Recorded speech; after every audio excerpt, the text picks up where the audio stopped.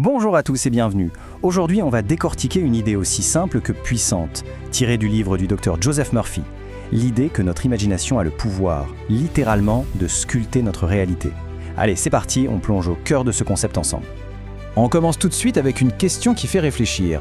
Et si la réalité n'était pas quelque chose de fixe, d'imposé de l'extérieur? Et si c'était plutôt une sorte de toile vierge, une toile que l'on peint soi-même, avec ses propres pensées? C'est cette idée, un peu folle, mais fascinante qu'on va explorer. Alors, premier point, le rêveur qui façonne. Pour nous aider à saisir cette idée, le Dr Murphy utilise une métaphore vraiment très parlante, celle d'un rêveur qui serait capable de modeler sa propre existence. Et ce rêveur, il lui donne un nom, Joseph. Alors, attention, on ne parle pas ici de la figure historique, Non. Dans le livre, Joseph est une allégorie. Il symbolise notre esprit, et plus précisément notre capacité à diriger notre imagination avec discipline, avec une vraie intention. Et cette citation, elle résume tout. Elle nous montre que l'imagination, dans cette perspective, ce n'est pas juste de la rêverie passive, c'est un véritable outil de création. C'est cette faculté de voir au-delà des murs, des obstacles, et d'affirmer qu'une nouvelle réalité est déjà là. Bon, d'accord, c'est une belle idée, mais concrètement, comment ça marche? Eh bien, le Dr Murphy explique que tout le mécanisme repose sur l'interaction entre deux parties de notre esprit, le conscient et le subconscient. Et la distinction entre les deux, elle est absolument cruciale. Il faut imaginer le conscient comme le capitaine d'un navire. C'est lui qui choisit la destination, qui dit « on va là ». Le subconscient, lui, c'est la salle des machines. Il ne se pose pas de questions, il ne juge pas. Il reçoit un ordre et il met les moteurs à pleine puissance pour y aller. C'est une force phénoménale, mais elle est totalement neutre. Alors, la question c'est comment on communique avec cette salle des machines surpuissante? Le subconscient ne réagit pas à des souhaits vagues, il réagit à des pensées qui sont chargées d'émotions, de sentiments, de convictions.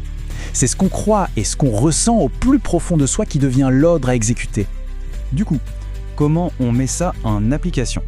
Le docteur Murphy nous donne une technique qui est d'une simplicité désarmante, mais redoutable. La technique du résultat final. Il donne un exemple personnel très concret. Il voulait vendre sa maison. Au lieu de s'imaginer les visites, les négociations, tout ça, il s'est concentré sur une seule chose, l'acte final.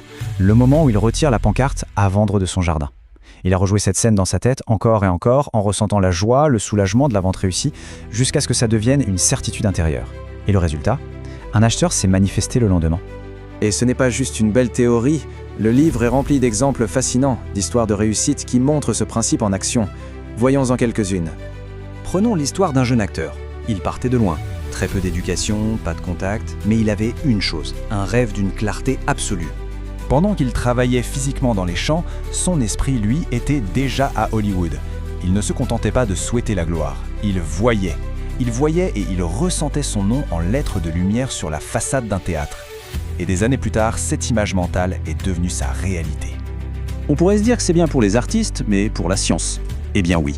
L'histoire d'un chimiste bloqué sur un problème jugé insoluble. Au lieu de se focaliser sur l'obstacle, il a nourri son esprit de l'idée qu'il avait déjà la solution. Une nuit, il a littéralement rêvé de la formule chimique complète et de tout le processus de fabrication. Il s'est réveillé, a tout noté, le problème était résolu. Ce que toutes ces histoires nous disent, au fond, c'est une idée assez vertigineuse. L'être humain n'est pas un simple spectateur de sa vie. Il y a un véritable pouvoir de choisir la réalité qu'on veut expérimenter. Et voici la thèse centrale du livre, parfaitement résumée. Notre esprit est comme un projecteur, et le monde extérieur est l'écran. Ce qu'on imprime de manière répétée dans notre esprit, avec conviction, finit inévitablement par être projeté et par devenir notre expérience concrète. Donc pour synthétiser, les points clés à retenir sont simples. 1. L'imagination est une force créatrice. 2. Le sentiment est la clé qui active cette force. 3. La persistance transforme l'image mentale en une conviction profonde. Et 4. Le subconscient est le serviteur fidèle qui se charge de matérialiser cette conviction. On termine donc cette analyse par une question que chacun peut se poser. Si nos pensées façonnent notre vie, alors, en ce moment même, quelle histoire notre imagination est-elle en train de raconter? Et surtout, est-ce que c'est vraiment l'histoire que l'on a envie de vivre?